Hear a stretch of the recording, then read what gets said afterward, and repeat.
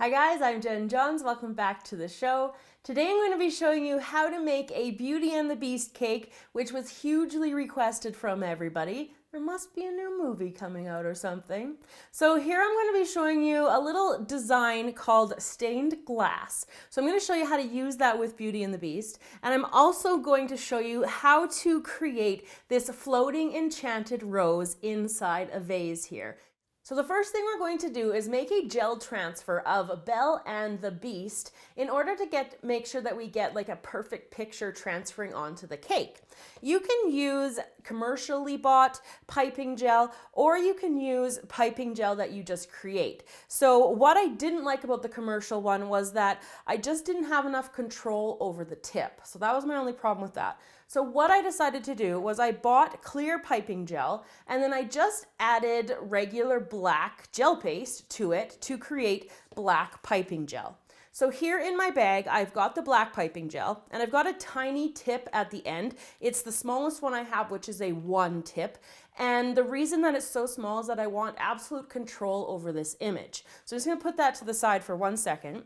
Now here I've got basically a coloring book page of Belle and a piece of parchment paper. Now I'm gonna tape the piece of parchment paper to the image, and tape does not like to work with parchment paper. So once you get it down onto your page here, make sure that you try not to move it around too much because it will become unstuck. So we're going to take this tip now, and what I'm going to do is I'm just going to follow around the main spots here. I'm going to only go like 1 line of the eyebrow. I'm not going to do any of the hair detail. I'm just going to basically go over the main lines, because I found the less that you put on this transfer, the cleaner the transfer will end up being when we go to transfer it onto the cake. So I'm just going to carefully take my teeny tiny little 1 tip and trace over most of Belle. So I just want to point out that on the facial features, I only did the upper line of her eyebrow, and I only did the upper line on her eye. I found that when I was practicing, transferring those 2 elements made it a little bit more difficult if you had more gel on, so that's why I err on the side of caution on those. So now what I'm going to do is just slide this out of my little paper thing here, and I'm going to transfer this to the freezer for about 15 minutes. So I have my beast drawing here underneath my parchment paper, and I'm going to do pretty much the exact same thing, making sure that I am just focusing on the major elements here. So like the eyes again, I'm going to I'll only do 1 line on the eye again. And then the same thing as well, what I'm going to do is transfer it to the freezer. Now you don't have to put the transfer into the freezer. It just helps kind of solidify it really slightly, which makes a little bit slightly of a neater transfer when we go to the cake. You will see that when we do transfer it, there definitely is spreading from the gel, but I'm also going to show you a really easy way to clean that up as well. So now we're going to transfer our gel transfers onto the cake. Now what I have here is an 8-inch round cake, and I've got 4 layers here, and it's covered in fondant. Now you could do this theoretically in any size round, like a 6-inch I practiced on as well, but you might want to downsize the actual size of the little images, just because I wanted you to be able to see Beauty and the Beast on the front. So I'm going to take my gel, and I'm just going to carefully hopefully transfer this. I'm going to line it up as best as I can, closest to the top. So I'm going to start at the top here. Try not to smudge it, but like I said before, I will show you. And if you don't line it up properly, we can always go over it with lines again afterwards. So if you make a mistake, we can totally fix it up here. And I'll show you how to do that. So I'm just very, very gently trying to just tap the lines, because I don't want to smudge them too big, because I don't want them to get too large. So we're just going like that, and you can see on the Beast I did most of the lines of him. There's just a couple I got to go over afterwards. But I'm just going to peel this off now, and you can see that the outline comes out perfectly. That's all we need to have, and that's our perfect transfer for doing this job. There we go. So I've got my transfer on here, and what I need to do now is fix up any mistakes or any lines. So here what I have is a flat, basically a flat paintbrush, and now I only use these paintbrushes for food related things, so you need to make sure you have a fresh and clean one. It's fairly flat, it's fairly small, and that makes it really easy to clean up any smudges. So now what I'm going to do, if you notice on this side of the beast, both of his like ears and horn areas are nice and thick, and that's exactly what I want. But what I'm going to do to fix up the rest of him is I'm just going to re-pipe over top of my lines and then fill in any of the gaps that disappeared in the transfer. So that's what I'm going to do now. So now we're going to do the same thing with Belle that we did with the beast. Now hopefully it goes as smoothly as it did for the beast. And so I'm just going to carefully pick her up here. And when I was lining this up, it looks like it might be slightly too long, which is why I'm going to start at the top. So I'm going to start by just tapping her hair little bun in there like that. And then be careful not this edge here that you don't touch your beast, because I've got them lined up quite tight. And then very gently again, I'm just going to kind of tap my lines here. So I'm going to transfer most of it, get all the way over to that edge there. I'm going to peel this off carefully. Here it comes. And then just like I did with the beast, we need to fill in any of the lines we've got here. And again, no smudging. So if there was an imaginary smudge, I would take my paintbrush and make sure your paintbrush is a tiny bit wet, not dripping, and then just like go over those lines and like you just like gradually, very carefully kind of smudge it back into place. So I'm sure there'll be an example of something coming up though, so hopefully I can show it then. So now I'm just going to take my piping bag and go over top of Belle just like I did with the beast. Now it's time to color. So what I'm going to be using for the beast is a black, a dark brown, and a light brown, and a pink. What I'm going to do first is just mark my areas. This is my dark brown. So I want dark brown during that area, dark brown in this area here, and then the corresponding side on the other side here, right there. And then on the top of his ears, he's going to get dark brown. And these tips are a little bit wider than the initial one is. This one is a number 3. It just makes the filling in process a little bit easier. So what we're going to do is just fill in these dark areas first. And I'm just following along the black lines here and filling in the space.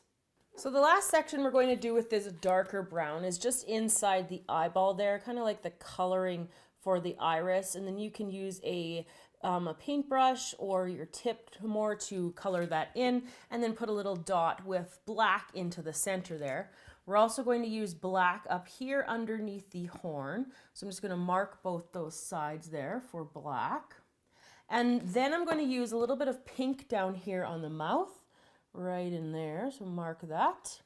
And then I'm going to be using some gray up there in the horns. Now the gray, I just need such a small amount that I just mixed it up in a little pot, because this amount won't fit in a piping bag and I won't be able to comfortably be able to pipe it because it's too small. Now the rest of the areas that you see here, we're going to use with a light, basically a lighter brown. And again, I made all of these ones by hand, so I'm just using different shades of brown and different amounts of the gel paste. So I'm going to color everything else in with this light brown. With the beast done, I have started working on Belle, and I've marked out the brown spots for her hair. Her eyebrows are brown, the irises are brown, and then I've got some of the yellow highlights done as well. Now her face and her neck are going to be an ivory color here. So I've just made my piping gel with a little bit of ivory gel paste, and I'm going to color in this entire area and then finish off Belle in the exact same way that I did with the beast. So now with our characters finished, the fun and easy part begins. So all we want to do is take our black icing or black piping gel, and I'm just going to basically pipe whatever kind of design you want to. We're going to have it look like stained glass. And so you just want to work within these kind of little squares and shapes and different sorts of triangles and attach all of your lines like that. Now I have 2 different shades of yellow that I'm going to be using. One that I made here, and it's just kind of like more of a golden yellow, and I'm going to pipe that in. So I'll fill up the squares with this.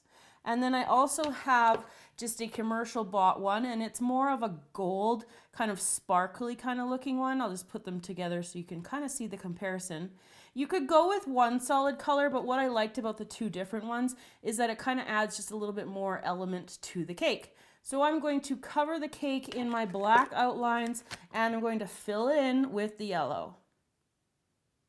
So now that I'm working on the top, it's a million times easier for me to actually show you what I was doing along the side to make that stained glass appearance. So what you want to do is take your piping gel and I just kind of outline around that space following the black lines, and then I scribble in the center and then take a paintbrush and just kind of almost attempt to smooth it out. It never will be smooth completely, and then just kind of work it towards the edges. So I'm just going to finish off my rose here, and then after this I'm going to be working on the enchanted Isomalt Rose, and we're going to float that rose too. So we're going to do that next. So now we're going to work on the Isomalt Rose. So what I've got here is another rose template, and then you want to make sure that you get a vase for basically the appearance of it floating inside of it, and you want to match the size of the inside of the vase with the size of the flower as close as you can get, because we're going to be using Isomalt to glue the flower inside. So once you've got your vase and you've got your template here, what I'm going to do is take some more parchment paper, put that over top of basically just the flower portion. We'll do a little bit of the stem, but not very much. And then in my fondant extruder here, I've got some black gum paste. And we're going to use the black gum paste as basically a guide or a mold in a way for the look of the flower here, and to give it that stained glass appearance with the thick outer black edges. So then starting in the center here, I want to get that round swirl for the rose. And then I'm just using like a water pen here, and this one comes in really handy with just getting your little pieces of fondant to attach. So we're going to start like that, and then I'm just going to kind of work my way around that part there, and then I'm going to cut it and end it at that part. You want to make sure that you have quite a number of pieces. Like, don't go with one big long one, because it gets a little bit almost, I found that it was breaking easier. So we do that, and then we're going to basically kind of just stick to tracing now these other ones a little bit more so, and just continue to use the water to glue the fondant and then a knife to cut everything.